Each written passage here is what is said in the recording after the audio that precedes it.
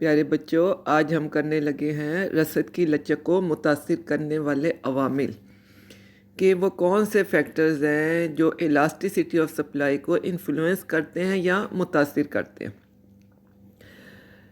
تو اب ہم دیکھتے ہیں کہ وہ کون سے عوامل ہیں، فیکٹرز ہیں جو رسد کی لچک پہ اثر انداز ہوتے ہیں۔ اس میں سب سے پہلے بیٹے اشیاء کی نوعیت، نیچر آف گڈ، کہ جو چیز جس کی رسد مارکیٹ میں جس کی رسد فراہم ہو رہی ہے وہ کس قسم کی ہے۔ اگر تو ایسی اشیاء کی مارکیٹ، ایسی اشیاء کی رسد ہے جو کہ گلی سڑی، جو ایسی اشیاء ہیں جن کے گل سڑ جانے کا جلدی اندیشہ ہے یا ضائع ہو جانے والی ہیں، جن میں ہم پھل، دودھ، سبزیاں، انڈے، گوشت وغیرہ شامل کرتے ہیں، ان کی رسد کم لچکدار ہوتی ہے، اس لیے کہ ان کا ذخیرہ نہیں کیا جا سکتا۔ اگر ان کی قیمت بہت زیادہ ہو جائے تو فوری طور پہ ان کو بہت زیادہ بڑھایا نہیں جا سکتا، قیمت کم ہو جائے تو ان کو بہت زیادہ کم نہیں کیا جا سکتا۔ جو اشیاء جلدی گل سڑ جاتی ہیں، خراب ہو جاتی ہیں، ان اشیاء کو ہم کیا کہتے ہیں؟ ضیاء پذیر اشیاء، اور انگلش میں ہم کو کیا کہتے ہیں؟ Perishable goods. دوسرا جو ہے چیز جو اس پہ متاثر کرتی ہے بیٹے، وہ ہے فنی اور تکنیکی تبدیلیاں، چینج ان پروڈکشن ٹیکنیکس۔ اگر ملک میں فنی اور تکنیکی تبدیلیاں ہو رہی ہوں، نئی نئی ایجادات ہو رہی ہوں، تو جب ایسا ہو رہا ہوتا ہے تو بہت سے چیزوں کو پیدا کرنے کے طریقے سستے اور آسان مل جاتے ہیں۔ تو جب کسی چیز کو پیدا کرنے کا یہ طریقہ پیدائش سستا ہو جائے گا تو کیا ہوگا؟ اشیاء کی رسد خود بہت آسانی سے بڑھ جائے گی۔ تیسرا بیٹے قوانین حاصل کا اطلاق، application of the laws of return. یہ ابھی آپ نے پڑھا نہیں ہے، آگے ہم بڑی ڈیٹیل میں پڑھیں گے۔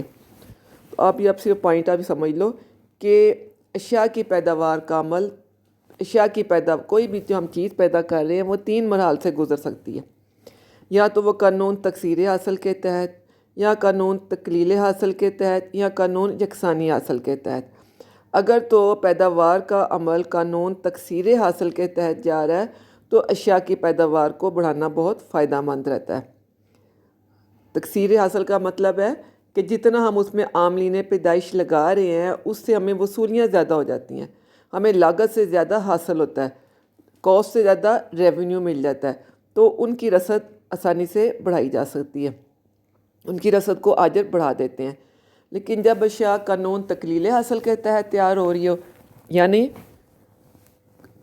وصولی جو ہے، ریونیو جو ہے وہ کاسٹ سے کم ہو جائے، تو ایسی صورتحال میں آجر ان اشیاء کی قیمت زیادہ ہونے پر بھی ان کی رسد کو زیادہ نہیں بڑھاتے۔ پھر صنعت کی پیداواری استعداد، پروڈکٹیوٹی کیپیسٹی آف انڈسٹری، کہ صنعت کس کا نام ہے؟ ایک ہی جیسی چیز پیدا کرنے والی بہت سی فرموں کا مجموعہ صنعت کہلاتی ہے۔ انڈسٹری کوئی ایک نہیں ہوتی، جی ہم کہیں جی پاکستان میں کپڑے کی انڈسٹری بہت ترقی یافتہ ہے، اس سے آپ مراد لو جی ایک فیکٹری نہیں، جتنی پاکستان میں کپڑے کی فیکٹریاں کام کر رہی ہیں ان سب کو ہم ملا کے کہتے ہیں صنعت۔ تو اگر کسی چیز کی صنعت پوری استعداد کے مطابق پہلے ہی کام کر رہی ہے تو قیمت بڑھنے پر بھی اس کی رسد کو بہت زیادہ نہیں بڑھایا جا سکتا۔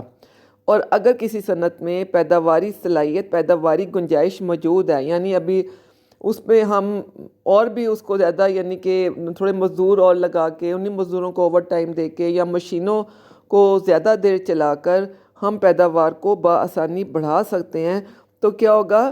وہ ان کی رسد زیادہ لچکدار ہوگی۔ پھر عرصہ وقت، ٹائم پیریڈ، یومیہ منڈی ہم کس کو کہتے ہیں؟ Day to day market. Day to day market کن چیزوں کی ہوتی ہے؟ ضیاء پذیر اشیاء کی۔ ضیاء پذیر اشیاء کس کو کہتے ہیں؟ وہ اشیاء جن کی رسد جلدی گل سڑ جاتی ہے، خراب ہو جاتی ہے۔ تو اگر تو منڈی میں رسد غیر لچکدار ہے، یعنی عرصہ قلیل کی ہے، یا وہ یومیہ منڈی ہے، تو ان کی رسد کم لچکدار ہوگی۔ اور اگر وہ اشیاء پائیدار اشیاء کی منڈی ہے، ڈیوریبل گڈس کی منڈی ہے، یا طویل عرصے کی منڈی ہے، ان کی رسد زیادہ لچکدار ہوگی۔ پھر متفرق عوامل، ادر فیکٹرز، مسلینیس فیکٹرز، اور بھی کوئی عوامل ہیں ان کے علاوہ جو رسد کی لچک کو کبھی زیادہ کر دیتے ہیں اور کبھی کم کر دیتے ہیں۔ مثلاً اگر حکومت کسی اشیاء کی درآمد و برآمد پہ پابندی لگا دے، ٹھیک ہے، ذرائع نقل و حمل کی ترقی ہو جائے، یا ذرائع نقل و حمل پہلے سے خراب ہو جائیں، تو یہ وہ فیکٹرز ہیں جو کہ رسد کو لچکدار بھی کبھی بنا دیتے ہیں اور کبھی غیر لچکدار بھی بنا دیتے ہیں۔ لچکداری سے کیا مراد ہے؟ جس کی قیمت تبدیل ہونے پر رسد بآسانی بڑھ جائے۔ غیر لچکدار، کم لچکدار ہم کس کو کہتے ہیں؟ جس کی قیمت میں زیادہ تبدیلی بھی ان کی رسد پہ زیادہ اثر نہ ڈال سکے۔ اور غیر لچکدار جس میں الاسٹیسٹی ہوتی ہی نہیں ہے، قیمت میں کتنی تبدیلی کیوں نہ آ جائے رسد تبدیل نہیں ہوتی۔ اب ہم کریں گے رسد کی لچک کی عملی اہمیت۔ رسد کی لچک کی عملی اہمیت کہ پریکٹیکل ہماری فیلڈ میں، پریکٹیکل زندگی میں، روزمرہ کی عملی زندگی میں اس کی کیا اہمیت ہے؟ نمبر 1، قیمتوں میں استحکام۔ جن اشیاء کی رسد لچکدار ہوتی ہے ان کی طلب میں تبدیلی کے پیش نظر ان کی رسد کو بھی کم و بیش زیادہ بڑھایا جا سکتا ہے۔ اس طرح طلب و رسد میں توازن رہتا ہے، ان کی قیمت مستحکم رہتی ہے۔ کیا یاد رکھنا ہے آپ نے کہ جن اشیاء کی رسد لچکدار ہوتی ہے ان کی قیمتیں زیادہ مستحکم ہوتی ہیں، کیونکہ ان کی رسد کو ہم طلب کے مطابق آسانی سے بڑھا سکتے ہیں اور گھٹا سکتے ہیں۔ نمبر 2، ضرورت کے مطابق فراہمی۔ اکارڈنگ ٹو دا نیڈ، ہم ان کو جن اشیاء کی رسد کو ہم ضرورت کے مطابق بڑھا سکیں اور ضرورت نہ ہو تو گھٹا سکیں، ان کی رسد زیادہ لچکدار ہوتی ہے اور ان کی قلت کا مسئلہ پیدا نہیں ہوتا۔ یعنی وہ اشیاء جن کی رسد لچکدار ہوتی ہے ان کو ہم ضرورت کے مطابق فراہم کر سکتے ہیں، ضرورت نہ ہو تو ان کو سٹور بھی کر سکتے ہیں، ذخیرہ بھی کر سکتے ہیں۔ نمبر 3، صنعت کی پیداواری صلاحیت کا علم۔ زیادہ لچکدار رسد کی صورت میں اس بات کا پتہ چلتا ہے کہ صنعت اپنی پوری استطاعت کے مطابق کام نہیں کر رہی۔ جب ہم کہتے ہیں نا کہ اس چیز کی رسد بہت لچکدار ہے، اس کا مطلب ہے اس کی صنعت میں ابھی پیداواری صلاحیت موجود ہے اور اس کی وجہ سے اس کی رسد کو آسانی سے بڑھایا جا سکتا ہے۔ پھر اشیاء کا ذخیرہ کرنے میں مددگار۔ وہ اشیاء جن کی رسد زیادہ لچکدار ہوتی ہے ان کو بآسانی ذخیرہ کیا جا سکتا ہے، مثلاً گندم، چینی، کپڑا اور وہ بہت سی پائیدار چیزیں جو کہ جلدی گل سڑ نہیں جاتی ہیں اور خراب نہیں ہو جاتی ہیں، ان کی رسد لچکدار ہوتی ہے۔ وہ اشیاء جو کہ جلدی گل سڑ جاتی ہیں، خراب ہو جاتی ہیں، ان کی رسد کم لچکدار ہوتی ہے۔ اور وہ اشیاء جو کہ ذخیرہ کر سکتے ہیں اور بڑے دیر تک رہتی ہے، ہم محفوظ رکھ سکتے ہیں سالہ سال تک۔ طویل عرصے کی منڈی آپ کو پتہ ہے 3 سے 6 سال اور 9 سال کے عرصے پہ ان کی رسد ہوتی ہے۔ طویل عرصے کی رسد 3 سے 6 اور 9 سال پہ مشتمل ہوتی ہے۔ قلیل عرصہ 4 سے 6 ماہ کا عرصہ ہوتا ہے۔ یومیہ منڈی 1 دن پہ ہوتی ہے۔ تو جو اشیاء پائیدار ہوتی ہیں ان کی رسد کو بآسانی ذخیرہ ہم کر سکتے ہیں اور ان میں لچک موجود ہوتی ہے۔ نمبر 5، ٹیکس عائد کرنے میں مددگار۔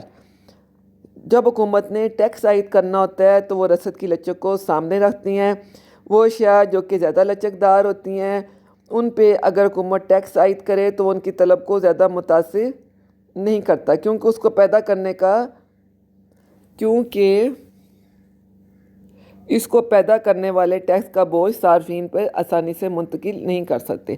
رسد کی لچک محصولات عائد کرتے وقت کافی مددگار ثابت ہوتی ہے، کیونکہ لچکدار رسد والی اشیاء پہ عائد ٹیکس طلب کو زیادہ متاثر نہیں کر سکتا اور اس کو پیدا کرنے والے ٹیکس کا بوجھ صارفین پہ آسانی سے منتقل نہیں کر سکتے۔ اس کو آپ نے کیا یاد رکھنا ہے آسان ورڈ میں کہ جب حکومت نے ٹیکس عائد کرنا ہوتا ہے کاروباری لوگوں پہ، اشیاء پہ، تو وہ ٹیکس لگاتے وقت ان اشیاء کی لچک کو اپنے سامنے رکھتی ہے۔ ٹھیک ہے، یہ تو بیٹے ہو گیا رسد کی لچک کی عملی اہمیت۔ اس کے بعد ہم نے نیکسٹ چیپٹر شروع کرنا ہے۔ کوئی کوسچن، کوئی سوال ہو تو آپ مجھے لکھ کے بتا دو، میں آپ کو اس کا آنسر دے دوں گی۔ کہ بچوں، اللہ حافظ۔